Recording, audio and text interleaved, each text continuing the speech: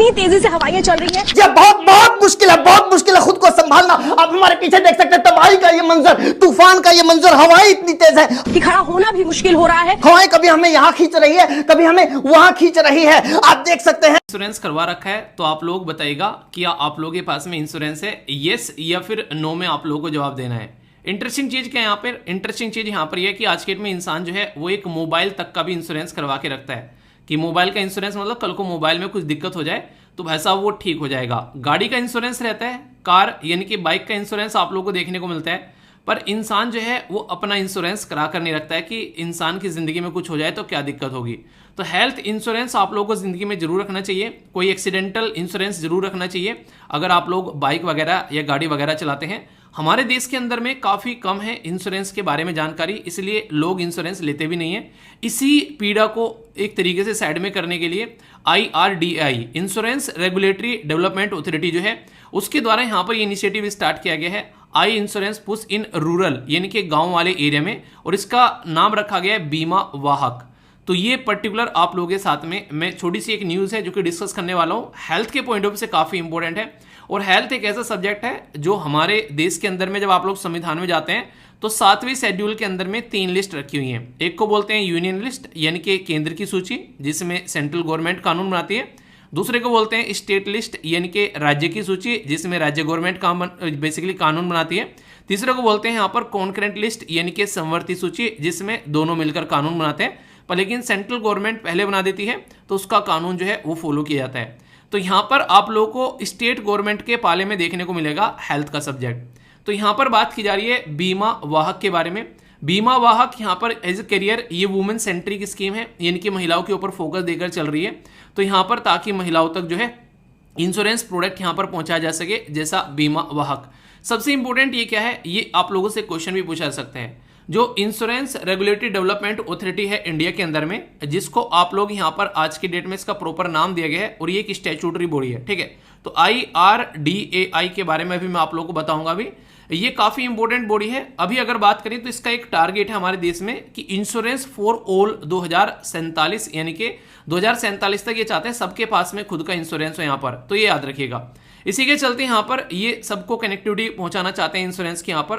तो कहीं ना कहीं आप लोग बोल सकते हैं कि एक तरीके से फोर्स किया जा रहा है जो कि यहाँ पर एक कंप्राइज एक तरीके से ना कॉम्प्रोमाइज किया जा रहा है corporate as well as individual, ठीक है। देखो आज की डेट में आप लोगों ने देखा जब बैंकिंग सिस्टम आया तो जो बड़े बड़े कॉर्पोरेट थे बस उनके पास में बैंकिंग सिस्टम हुआ करता था, पर आज के डेट में मेरे पास में भी अकाउंट है, एक नहीं कई अकाउंट है, आप लोगों के पास में भी एक 2 अकाउंट होंगे कि हाँ एक SBI में हो गया, एक दूसरा किसी और में हो गया। तो ये पॉसिबल किसकी वजह से आया, क्योंकि लोगों तक इसको पहुंचाया गया है। तो ऐसे ही यहाँ पर आप लोगों को देखने को मिलेगा इंश्योरेंस भी लोगों तक पहुंचाने की कोशिश की जा रही है ताकि लोग जो है इसकी इंपॉर्टेंस समझ सके, और जब विपदा पड़ती है कोई सपोर्ट नहीं करता है उस टाइम पर इंश्योरेंस जो है वो काफी बड़ा रोल प्ले करता है, ठीक है। तो इसलिए हेल्थ इंश्योरेंस एटलीस्ट होना चाहिए, और खासकर उन घरों में जहां पर दिक्कतें काफी ज्यादा होती हैं सरकार खुद इंश्योरेंस स्कीम लेकर आती है। तो किस किस के पास में इंश्योरेंस है, इंश्योरेंस का मतलब LIC नहीं होता है, LIC एक कंपनी है जो इंश्योरेंस देती है, ठीक है।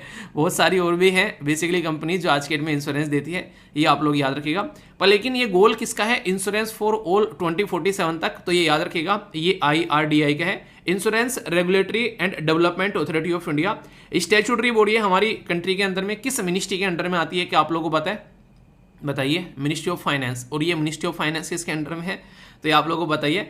तो ये 1999 में बनाई गई थी। एक स्टैट्यूटरी बॉडी वो बॉडी होती है जो कि कानून पास कर पार्लियामेंट में बनाई जाती है, तो ताकि इंश्योरेंस वाले सेक्टर को प्रॉपर सिस्टमेटिक वे में रेगुलेट किया जा सके, इसके लिए यहाँ पर ये रेगुलेटरी बॉडी आप लोगों को देखने को मिलती है, ठीक है। तो ये कुछ बातें हैं। इसका हेडक्वार्टर बड़ा ही इंटरेस्टिंग है, ना तो दिल्ली में है, ना हैदराबाद में है, ना मुंबई सॉरी ना दिल्ली में है, ना मुंबई में है, ना चेन्नई में है। इसका हेडक्वार्टर आप लोगों को हैदराबाद में देखने को मिलेगा, यानी कि इंश्योरेंस का जो हैदराबाद में हेडक्वार्टर है। रियरली कोई ऐसे हेडक्वार्टर होते हैं जो एक डिफरेंट सिटी में होते हैं, वरना दिल्ली, मुंबई, चेन्नई, कोलकाता यहाँ पर आप लोगों को देखने को मिलते हैं। तो हैदराबाद जो है वो याद रखिएगा, ठीक है। तो ये बेसिक चीज़ है जो आप लोगों को कन्फ्यूजन में नहीं आना चाहिए। तो इंटरेस्टिंग टॉपिक है, ओके। एक ऐसी चीज़ होती है जब इंसान की खराब होए तो बस उसको ये लगता है कि दुनिया में कोई भी डॉक्टर आ जाए बस उसको ठीक कर दे। आप लोग खुद देखो, कभी कई बार ऐसी बीमारी हो जाती है कि आसपास में उसका डॉक्टर नहीं मिलता है तो आदमी छटपटा जाता है, यार इसका इलाज कैसे होगा। अच्छा, इसका इलाज मान लीजिए कोई गांव में दूर दराज वाले एरिया में है तो उसको लगता है कि यार दिल्ली जाना पड़ेगा, मुंबई जाना पड़ेगा। और जिसके पास में थोड़ा सा और पैसा है उसको लगता है कि यार अमेरिका जाना पड़ेगा, UK, लंदन जाना पड़ेगा। तो हर एक इंसान जो है बस ये चाहता है किसी तरीके से ये सोल्यूशन निकल जाए जो बीमारी है। अभी आप लोगों ने रिसेंटली सुना होगा कई सारे पॉलिटिशियन जो हैं या फिर कई सारे हीरो हीरोइन जो हैं बाहर जाते हैं अपना ट्रीटमेंट कराने। तो जब कोई एक देश से दूसरे देश में जाता है ट्रीटमेंट कराने, तो जिस देश में वो ट्रीटमेंट कराने जा रहा है उस देश में ये एज ए मेडिकल टूरिज्म के तौर पर काउंट होता है कि ट्रीटमेंट भी करा लिया और घूमना फिरना भी हो गया। तो ये काफ़ी बड़ा एक ऐसा एरिया है जो कि कई सारी कंट्री की जीडीपी में बहुत बड़ा रोल प्ले कर रहा है। अभी इसी के बारे में ये इन्फॉर्मेशन है और खुद पीआईबी ने ये इन्फॉर्मेशन छापी है, तो इससे आप लोग अंदाजा लगा सकते हैं कि कितनी इंपॉर्टेंट न्यूज़ यहाँ पर हो जाती है।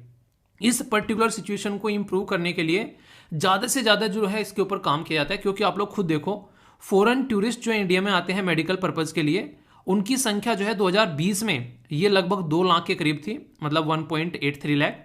अभी ये बढ़कर लगभग 3 लाख हो चुकी है। आप लोग खुद सोचो, एक इंसान अगर हमारे देश में आ रहा है, आने के बाद में वो किसी न किसी होटल में रुकेगा, आने के बाद में किसी न किसी डॉक्टर के साथ में उसने कंसल्ट भी किया होगा, उस डॉक्टर की फीस भी पे करेगा, आने के बाद में वो यहाँ पर आएगा, घूमेगा फिरेगा, कुछ खाए पिएगा भी। तो उस पर्टिकुलर कंट्री की जीडीपी में बहुत बड़ा ये एक रोल प्ले करता है। तो गवर्नमेंट के कई सारे ऐसे इनिशिएटिव होते हैं जो इसमें हेल्प करते हैं कि ये चीज़ और ज़्यादा बढ़े, और इसी के लिए मिनिस्ट्री ऑफ टूरिज्म जो है वो यहाँ पर पिक्चर में आ जाती है।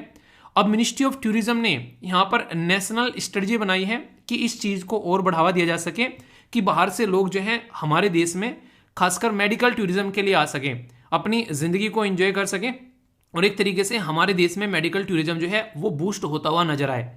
तो ये एक ऐसा एरिया है जो कि कहीं ना कहीं उस देश के उस पर्टिकुलर सेक्टर को भी इंप्रूव करता है। अब यहाँ पे मैं एक शब्द बोलना चाहूँगा कि आम के आम और गुठलियों के दाम। अगर मैं आप लोगों को बोलूँ कि आप लोगों को कहीं घूमने जाना है तो आप लोग बोलोगे कि हाँ यार वहाँ पे घूम के आते हैं, चलो छुट्टी है, चलो अच्छे से मजे करके आएंगे। पर लेकिन अगर किसी पर्टिकुलर इंसान, अच्छा एक अभी क्लिक किया है एक बड़ा ही प्यारा सा एग्जांपल याद आ गया। आप लोगों ने तनु वेट्स मन्नू जो मूवी है, रिटर्न है या फिर पहले वाली दूसरे वाली कौन सी मुझे एग्जैक्ट याद नहीं आ रहा है, उसमें याद है कि जब वो पागल खाने में उसको छुटाने जाता है जो मन्नू शर्मा को, और कहता है कि यार इतना महंगा टिकट था, डायरेक्ट पागल खाने में जाना अच्छा नहीं लगा, सोचा थोड़ा सा घूम लो याद आ रही है वो वाला सीन। तो वही कंडीशन आप लोगों को देखने को मिलती है जब इंसान किसी देश में जाता है कुछ इस तरीके की चीज़ें करवाने, उसको लगता है कि यार अब तो बीमारी थी इसलिए आना हो गया, पता नहीं जिंदगी में आना होगा नहीं होगा, चलो थोड़ा घूम भी लेते हैं यहाँ पे। अपना जो मेडिकल वाली जो चीज़ें थी, इमरजेंसी थी, वो तो कंप्लीट हो गई, और वो घूमे या फिर नया घूमे जो बीमार होगा वो तो जैसे तैसे अपनी जिंदगी को लेकर वैसे ही टेंशन में होगा, उसके साथ वाले जरूर घूमेंगे, ठीक है, अरे पढ़ाई को पढ़ रहे हैं तो चल घूमने चलते हैं है कि नहीं। तो मेडिकल टूरिज्म जो है वो बहुत ही इंपॉर्टेंट रोल प्ले करता है कई सारे देशों के लिए, और हमारा देश इसके लिए हब है। हब का मतलब समझते हो, मतलब कि जमघाट है, मतलब कि एक तरीका मेला लगता है हमारे देश में मेडिकल टूरिज्म के नाम पर। आप लोग बोलोगे ऐसा कैसे, ऐसा कैसे, आप लोग ऐसे समझिए, कभी संडे बाजार में गए हो, कहीं संडे बाजार लगा हुआ है, कहीं फ्राइडे मंगल बाजार जो लगते हैं, क्या होता है वहाँ पर, आप लोगों ने देखा होगा वहाँ पर पैर रखने की जगह नहीं होती है, इस तरह का माहौल बनता है। और किसी न किसी मोहल्ले में कहीं ना कहीं ये बाजार आप लोगों ने जरूर देखा होगा। रीज़न पता है क्या रहता है, वहाँ पर कोई भी मटेरियल जो है बहुत ही रीजनेबल प्राइस पर मिल जाता है। रीजनेबल प्राइस मतलब इंसान जो है उसको अफोर्ड कर पाता है नॉर्मली, अगर आप लोग देखोगे उसके कंपेयर में, तो उसको अच्छे से एक तरीके से एक जो चीज़ें नॉर्मली नहीं मिल रही होती वो सारी चीज़ें वहाँ पर मिल जाना, तो ये काफ़ी बड़ा रोल प्ले करती है।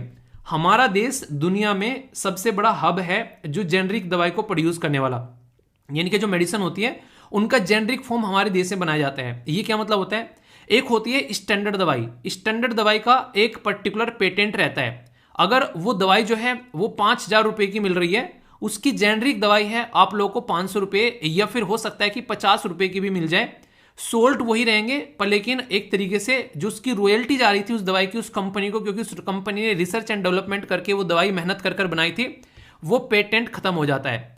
पेटेंट का ड्यूरेशन रहता है 15 से 20 साल। वो पेटेंट का जैसे ही ड्यूरेशन खत्म हुआ, कई सारी कंपनी क्या करती है, उसी दवाई में थोड़ा सा और चेंज करके उसके अंदर कुछ थोड़ा सा ऊपर नीचे करके क्या करती है, एक नया पेटेंट ले लेती है।